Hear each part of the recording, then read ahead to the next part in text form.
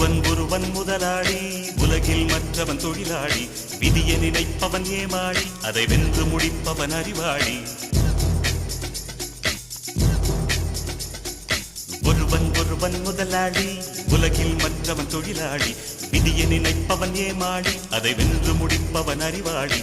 பூமியை வெல்ல ஆயுதம் எதற்கு, பூப்பறிக்க கோடரி எதற்கு, பொன்னோ பொருளோ பொற்களம் எதற்கு, ஆசை துறந்தால் அகிலம் உனக்கு.